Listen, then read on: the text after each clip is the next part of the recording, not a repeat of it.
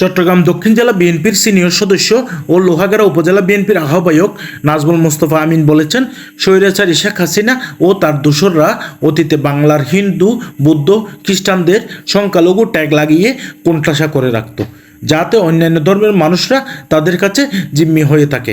ছাত্র জনতার বুকের তাজা রক্তে অর্জিত এই স্বাধীন বাংলাদেশে সংখ্যালঘু এবং সংখ্যাগুরু নামে কোনো শব্দ থাকবে না।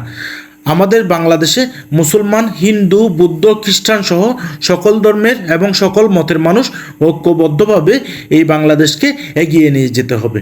এদেশের সকল নাগরিক সমান অধিকার ভোগ করবে এবং সকল ধর্মের মানুষ আওয়াজ তুলে কথা বলবে।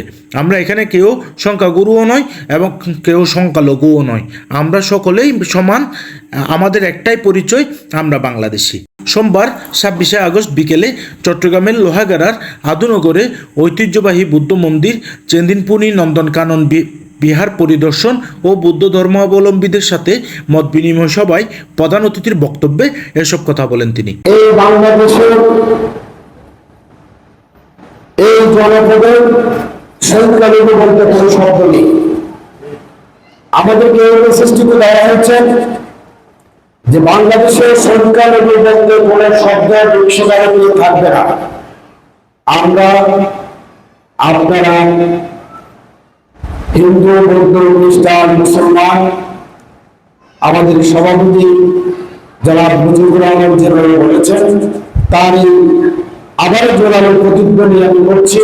টানা বিএনপির একজন আহ্বায়ক হিসেবে আমরা এদেশের নাগরিক হিসেবে সমান সুযোগ সুবিধা দিয়ে, সম্মানের জায়গায় সমান সম্মান দিয়ে আমরা অত্যন্ত স্বাধীনভাবে দেশের নাগরিক হিসেবে কাঁধে কাঁধ মিলিয়ে একে অপরের সুখে দুঃখে পাশে থেকে আমরা এই দেশে বসবাস করব। পবিত্র এই প্রতিষ্ঠানে যারা উপস্থিত আছেন, মুরব্বীগণ, সম্মানিত মা বোনেরা, আমরা আপনাদের কারো ভাই হিসেবে, সরকার হিসেবে এখানে উপস্থিত হয়েছি।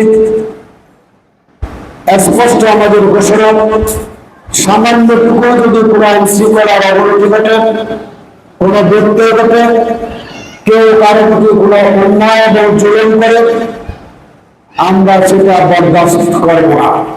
চট্টগ্রাম দক্ষিণ জেলা যুবদলের 1 নং সহসভাপতি আবু সেলিম চৌধুরীর সঞ্চালনায় বক্তব্য রাখেন চেন্দিরপুনি নন্দনকানন বিহার অধ্যক্ষ বদন্ত জ্যোতিপাল মহাতেরো, চেন্দিরপুনি নন্দনকানন বিহার পরিচালনা কমিটির সভাপতি রাখাল চন্দ্র বড়ুয়া, আদুনগর ইউনিয়ন বিএনপির আহ্বায়ক মাওলানা মুজিবুর রহমান।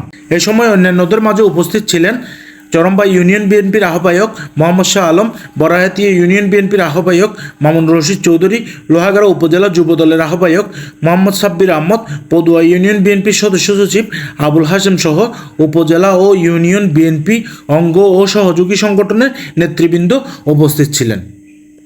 আব্দুল আওয়াল জনি, দৈনিক আজাদী, সাতকানিয়া, লোহাগাড়া।